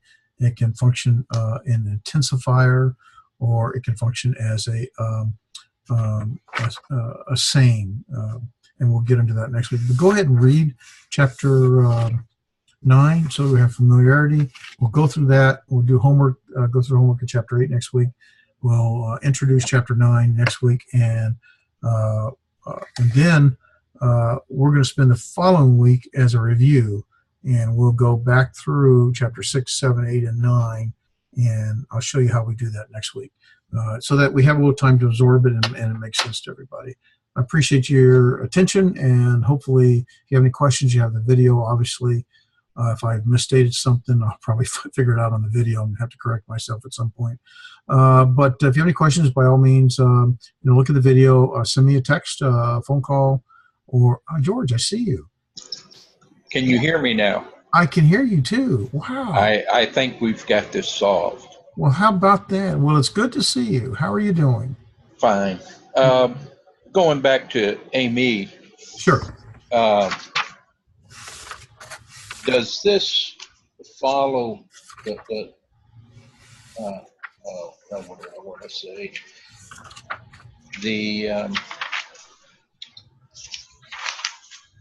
What did we used to call this in German? Well, if you go in German on me. Well, I mean, I was in Germany once or a couple of times, but I didn't speak it. So like it follows a set of rules, like the verb to have is haben, but if I have, it's ich habe, you know, and in the next one would be du hast or hat, sie or es hat. See, it follows a certain rule. yeah. Yeah, I can't remember what they call that when you do those verbs now.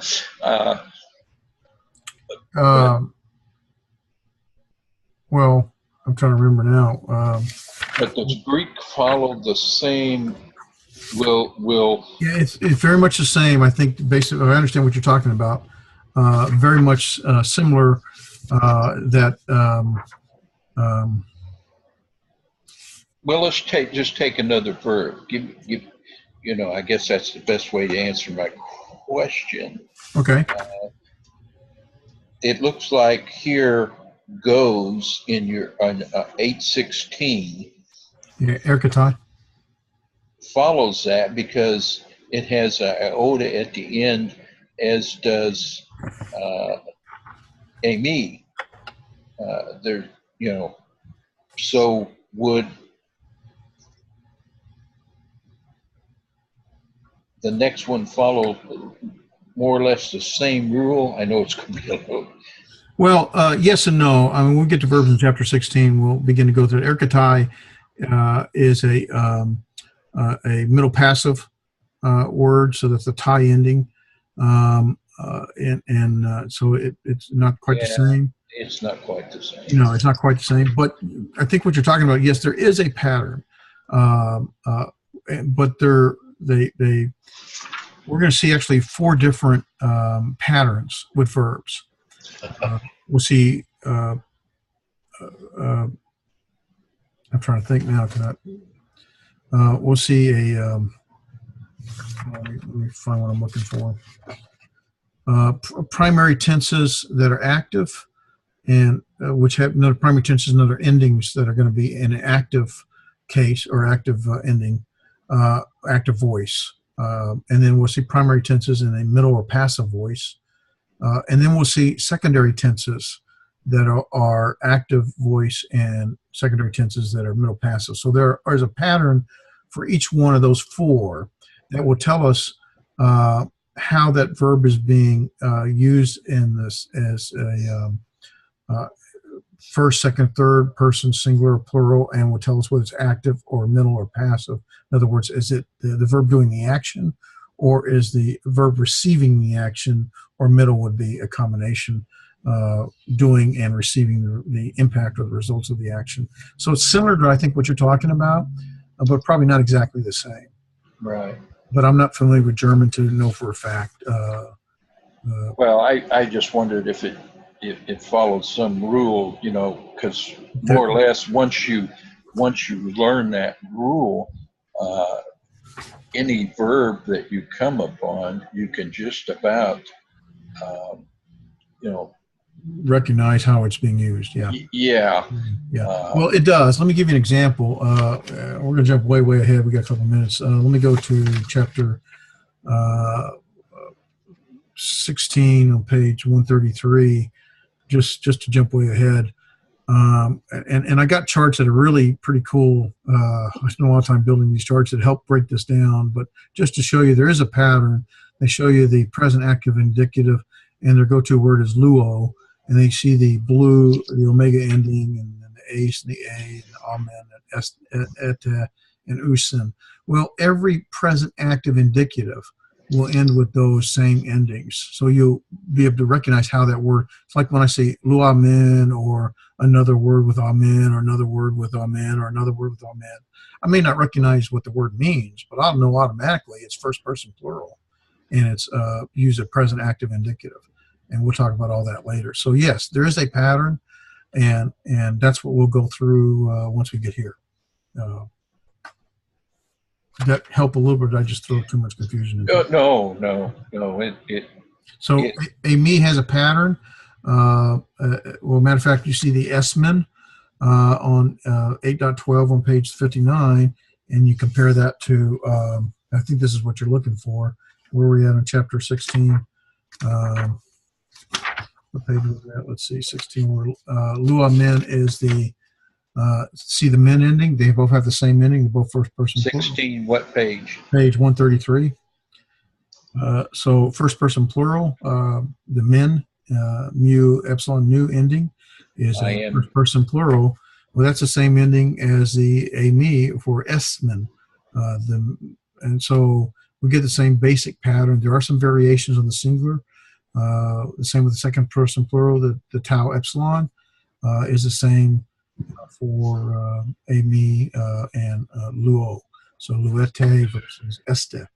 So yeah, there's a pattern that help you to recognize that, and we're going to get to that actually reasonably quick. I think we'll move along pretty well. So conjugate. Yes. Conjugate verbs. Yeah, that is exactly, you're right. That's the correct word. Conjugate verbs. So yes. But that's why I was wondering, Yep. when you were discussing it, does the rule apply to other verbs so that, it's easy once you learn the endings. I mean, you can just about go to any verb and conjugate it, and that's 100% accurate. It's probably a little more complex than that, in the sense that you can conjugate it by knowing the endings. Obviously, you got to know the vocabulary. I don't know what it is with German, but in verbs are the key to Greek. It probably is with most languages, but specifically Greek.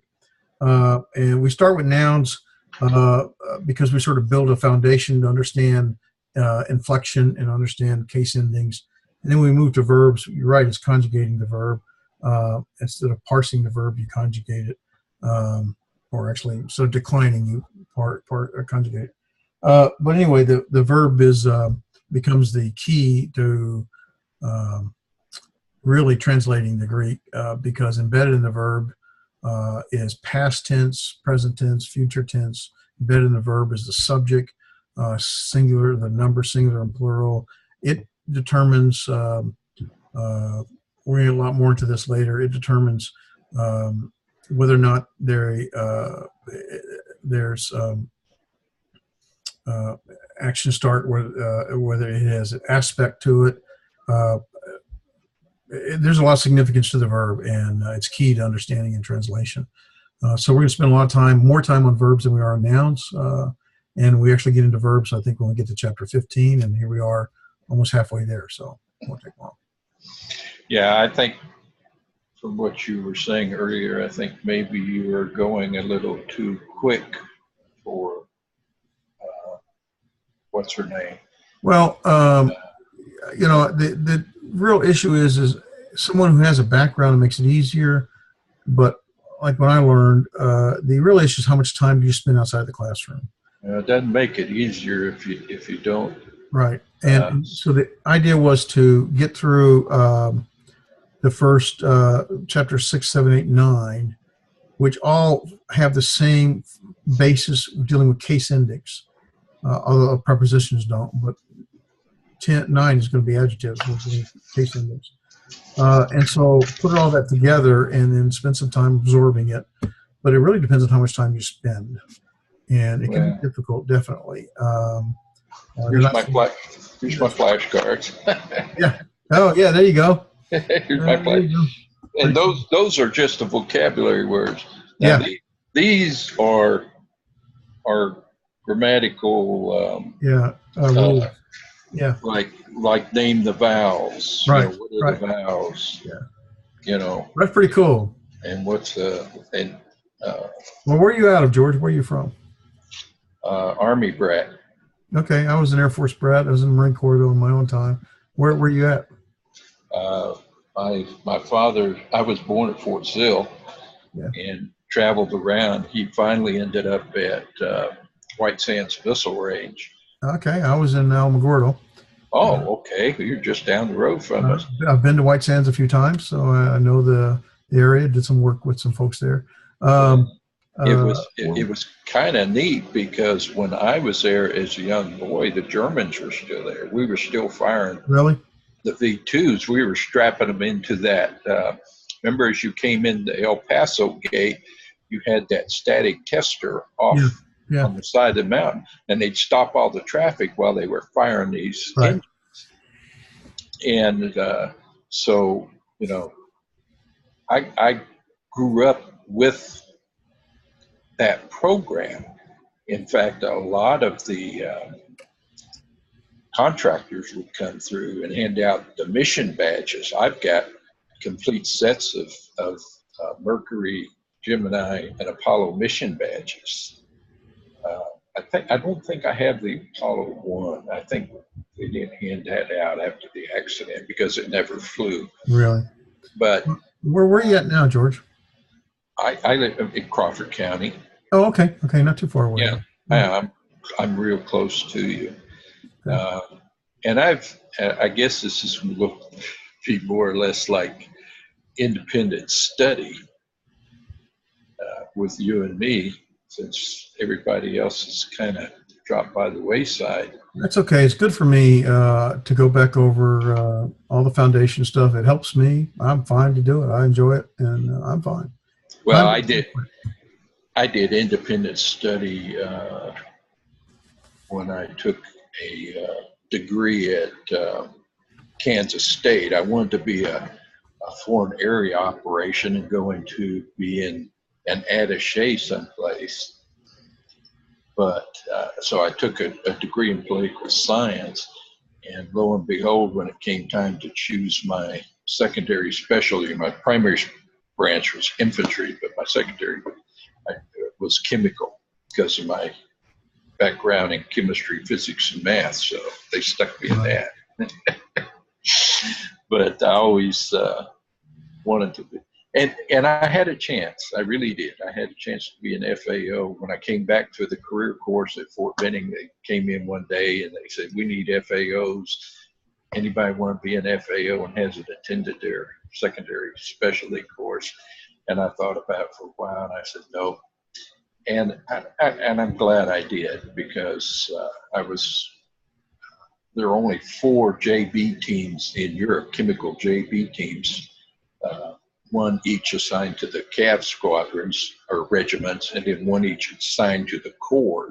Mm-hmm.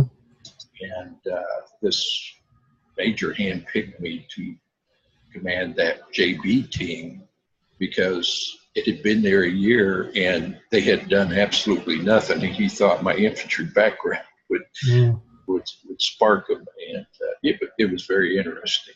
Cool. Served with Colin Powell. He was Corps commander. Wow. So I got to know Colin Powell. Always came through when we had exercises. Would sit down and talk with us and everything. But I probably like you. You know, you probably enjoyed your tours. I did. Yeah. Even been to Greece. Oh, I went to high school in Greece. So. Oh well, great. But I wasn't very good at the language, at least at the formal. I learned all the basic communication things, but I was still not good at it. So well, I studied German in high school, and I had it in the university. And I tell people the most German I learned was in the guest house at night with the Germans. Yeah. You know, drinking the beer, or with my German girlfriend. Yeah. Well, with that, I think we're about out of time, so I'm going to. Okay, sorry to keep you, but no, that's fine. I appreciate now we can communicate. We got this solved now. I think that's great. This bar came up. Put the recording up. If you have any questions, by all means, send me a text, give me a call, an email. And I do listen to your recordings afterwards. Yeah. And prior to your class, I also listened to Bill's class online. Yeah. To see where we're headed. So, yeah. But he didn't do like a 30 minutes something. Yeah. It was really short. You know, all his are that way. They're really sort of a quick intro. He covers exactly what's in the book, and he does it in anywhere from 15 to 20 minutes, 25 minutes, I think. Well, this particular one was very short. Yeah. Usually he's 45 minutes or Yeah, 30. chapter 8 is not very long with regard to what you're learning. But yeah, that's good. Repetition is a key. Again, it's how much time you spend with it to get comfortable. I'm glad you're doing that. So. Okay, we'll see you next week. Yes, sir. Thank you, sir. Appreciate Thank it. you. All right. Let me stop sharing and close.